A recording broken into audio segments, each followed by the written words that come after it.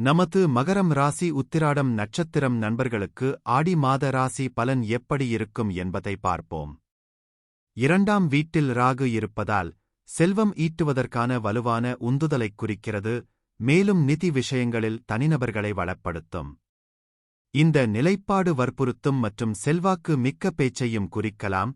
தனிநபர்கள் திறமையான பேச்சாளர்கள் அல்லது தொடர்பாளர்களாக இருக்கலாம். அந்த நபர் தனது குடும்பத்துடன் வலுவான தொடர்பைக் கொண்டிருக்கலாம், மேலும் தனது குடும்பத்தின் சாதனைகளில் பெருமைப்படலாம்.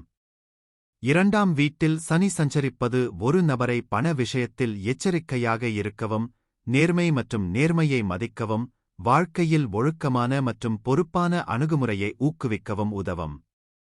உறவுகள் தீவிரமாக அணுகப்படுகின்றன, அர்ப்பணிப்பு மற்றும் நிலைத்தன்மையை மையமாகக் கொண்டுள்ளன. இருப்பினும், பாதிக்கப்பட்ட சனி பொறுமையின்மைக்கும் உறவுகளை முறித்துக் கொள்ளும் விருப்பத்திற்கும் வழிவகுக்கும். நிதி, வங்கி அல்லது சொத்து மேலாண்மை தொடர்பான தொழில்கள் குறிப்பாக சாதகமாக இருக்கலாம். குரு 6வது வீட்டில் சஞ்சரிப்பதால் ஒருவர் தேர்ந்தெடுத்த துறையில் தொழில் முன்னேற்றம் மற்றும் தேர்ச்சி பெறலாம். இந்த வேலைவாய்ப்பு எதிரிகளை தோற்கடிக்கும் மற்றும் தடைகளை கடக்கும் திறனுடன் தொடர்புடையது. உடல்நலப் பிரச்சினைகள் இருக்கலாம் என்றாலும், குருவின் நிலை நல்ல ஆரோக்கியத்தையும் வலுவான நோய் எதிர்ப்பு சக்தியையும் நோய்களைக் குணப்படுத்தும் திறனையும் தரும். 8வது வீட்டில் கேது இருப்பதால் ஆன்மீகம், மாயவாதம் மற்றும் அமானுஷ்யத்தில் வலுவான ஆர்வம் ஏற்படும்.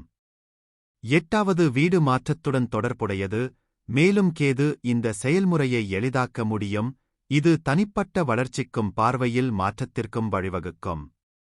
8வது வீட்டில் கேது சில நேரங்களில் வெளிப்புற மூலங்களிலிருந்து பரம்பரை அல்லது பிற வகையான செல்வங்களை எளிதாக அணுகுவதைக் குறிக்கலாம். 8வது வீட்டில் செவ்வாய் சஞ்சரிப்பது வெற்றிக்கான வலுவான விருப்பத்தையும் தடைகளை கடக்கும் உந்துதலையும் தூண்டும். இந்த நிலைப்பாடு உள்ளுணர்வைக் கூர்மைப்படுத்தி மற்றவர்களின் நோக்கங்களை உணர வைக்கும். 8வது வீடு ஆழ்ந்த ஆய்வு மற்றும் ஆராய்ச்சியுடன் இணைக்கப்பட்டுள்ளது, மேலும் இங்கு செவ்வாய் மறைக்கப்பட்ட அறிவைக் கண்டறிவதில் கவனம் செலுத்துவதைக் குறிக்கலாம்.